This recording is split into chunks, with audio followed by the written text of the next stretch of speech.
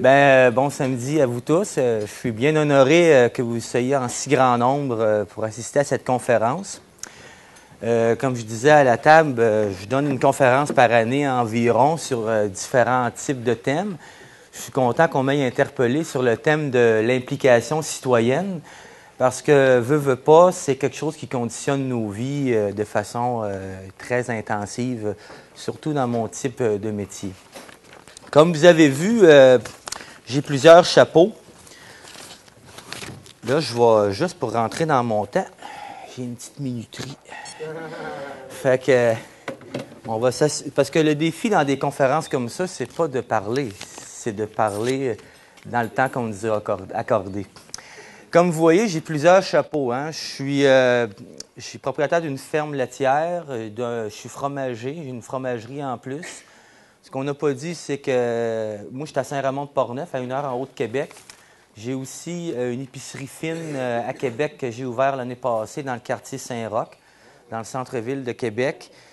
J'ai fondé le marché public de Deschambault, je suis membre de différents CA, j'ai fait du scoutisme dans ma jeunesse. Là, je suis en train de démarrer une coopérative. Mettons qu'il y en a qui pourraient appeler que je suis un entrepreneur social, d'autres un espèce d'hyperactif de l'activisme, si on veut. Des fois, tu sais, je me dis, est-ce que je suis représentatif de la société? Ce que je me rends compte, c'est que non. Non, finalement, non. Je suis pas... Les jeunes de mon âge ne sont jamais autant impliqués. À preuve, je me retrouve souvent comme le représentant jeunesse dans plusieurs organismes où ce que je suis. Puis il paraît qu'on est jeune jusqu'à 40 ans. Hein? Fait que j'ai l'impression que pour 5 ans encore, je vais l'être. La présentation que je vais vous faire, je vais essayer de la faire la plus objective possible. Parce que, bon, de ce qu'on voit au Québec, je veux dire, quand tu ouvres le journal des affaires, tu as toujours un René Vizina qui va te dire quels sont les vrais enjeux de société au Québec. La productivité, la fiscalité. C'est toujours ce type de thème-là qui revient. Puis moi, j'ai tendance à dire que c'est pas nécessairement une question de productivité, de fiscalité. C'est souvent entre les deux oreilles que tout ça se situe. Puis, la lecture que j'en fais, elle va cibler 3 enjeux principaux qui demandent, si on veut, une implication citoyenne, une mobilisation active. Puis, vous allez voir, je ne suis pas très complaisant dans ma façon d'être parce que la société dans laquelle on vit aujourd'hui, elle n'est pas ni noire ni blanche. C'est pas tout bon ni tout mauvais. Tout est toujours une question de nuance. Vous savez, hein, la beauté, c'est la somme des imperfections. Hein? Fait que c'est un peu un portrait comme ça que je veux brosser avec vous pour voir que, dans le fond, il faut être lucide. Puis la lucidité, en prenant acte de ce qui ne va pas, ça nous permet de poser des actions concrètes dans nos communautés. Hein? On ne peut pas changer tout le monde. Si on change déjà juste notre monde, on en a bien en masse. Fait que... vous allez voir, pour les plus vieux ici, si vous voulez être en mesure de comparer, parce qu'il y en a qui vont dire « Ah, maudit, il est donc bien catégorique des fois. » Reportez-vous en 1975, quand vous aviez 25 ans, ou en 1980. Puis, tu sais, dans nos villages, moi, j'étais à Saint-Raymond-de-Portneuf. On m'a dit qu'à Saint-Raymond, dans l'hôpital, il y avait un centre d'obstétrique qui faisait des accouchements jusqu'en 88. Les gens plus âgés me disent « Ah oui, les écoles étaient encore plus pleines que là. Il y avait tel pavillon qui avait beaucoup d'enfants. Il y avait plusieurs commerces. » Les gens parlent beaucoup. Quand on se replonge dans le passé, là, 25-30 ans, on voit comment nos milieux de vie étaient actifs. Aujourd'hui, on essaie uniquement de conserver nos actifs. Parce qu'il ne faut pas se leurrer, il y a des baisses de clientèle scolaire qui sont quantifiées année après année. On a beau dire qu'on se stabilise, le but, c'est juste de conserver ce qu'on a déjà. Quand on se replonge dans le passé, ça nous permet de voir un peu quels sont les défis de demain. Parce que moi, j'ai un pays rêvé. Là, je suis un peu... avec le micro, vous m'entendez bien? Même si je suis toujours porté à bouger, moi. Hein, fait que le micro, des fois, il part. Un pays rêvé, probablement que c'est le même pays que vous rêvez vous aussi. Hein? On rêve d'un pays multigénérationnel, on rêve d'un pays solidaire, d'un pays vert. Puis on se dit toujours comment mettre ça en place, cette espèce de pays rêvé-là. Puis, tu sais, hier, je trouvais ça fascinant, tous les prix qui ont été mérités par plusieurs municipalités, que ce soit Matagami, Sherbrooke, parce que moi, je viens de la région de l'Estrie, je viens de Richmond, en Estrie. Puis, je trouvais ça fascinant parce que je me dis, chaque communauté devrait avoir le mandat de réaliser tout ce petit pays rêvé-là, mais chacune dans sa localité, si on veut. Pour ne pas éparpiller. C'est pour ça la raison de faire des réseaux comme Villes et villages en santé. Le premier enjeu, c'est la nouvelle génération. Bon, moi, j'ai 35 ans. L'an 2000, c'était hier, ça. Moi, j'ai eu 25 ans à l'an 2000. Je suis né avec une espèce de souffle de positivisme. Hein? L'an 2000, tout était possible, à part le bug, là, je veux dire. On sentait qu'il y avait un nouveau paradigme social qui pouvait s'installer. Là, ça fait 10 ans que c'est passé, ça. Puis, il y a des fois qu'on se dit, ouais, l'effervescence du début, elle a comme un petit peu, tu sais, on a repris notre trou, hein, si on veut. Quand on va au niveau politique, on n'a pas l'impression de progresser à ce moment-là. Regardez les jeunes d'aujourd'hui. Les jeunes d'aujourd'hui qui ont 20-25 ans sont nés en 1990. En 90, moi, j'étais au cégep, l'Internet, ça n'existait pas encore. J'étais sur du MS-DOS. Je veux dire, les jeunes qui sont nés en 90 sont nés avec l'Internet dans la mitaine.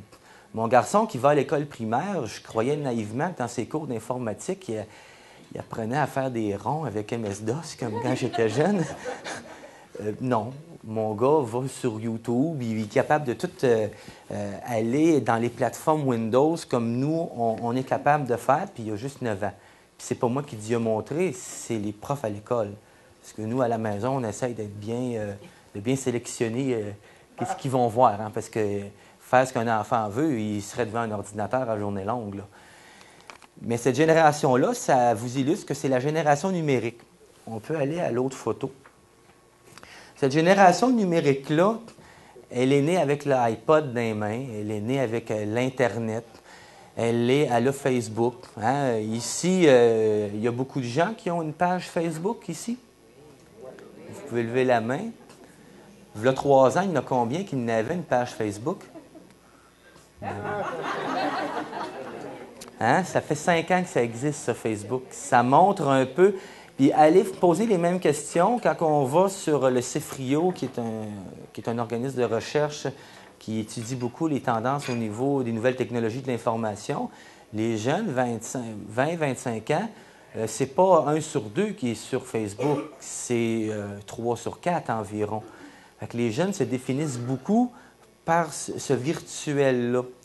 Fait que ça conditionne leur vie sociale, ça conditionne leur rapport avec les autres.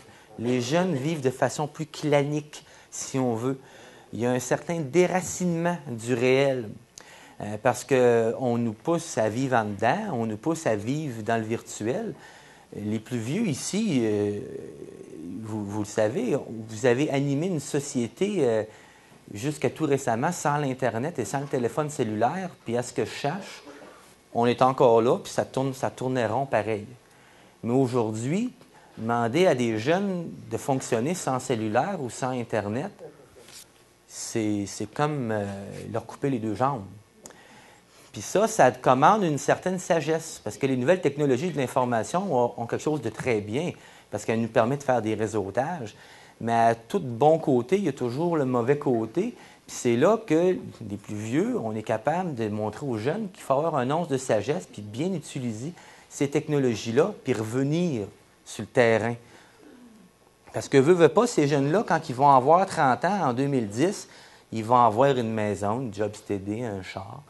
Puis, ils vont élever leurs enfants comment eux ont été élevés. Fait qu'à quelque part, est-ce que c'est une fuite vers l'avant? Est-ce qu'on est toujours obligé de tout prendre ce que la société numérique nous offre? On peut discerner ce qu'elle a à nous offrir. Cette jeune génération-là, aussi, elle vit dans l'instantanéité. Hein? On parle souvent des jeunes multitâches.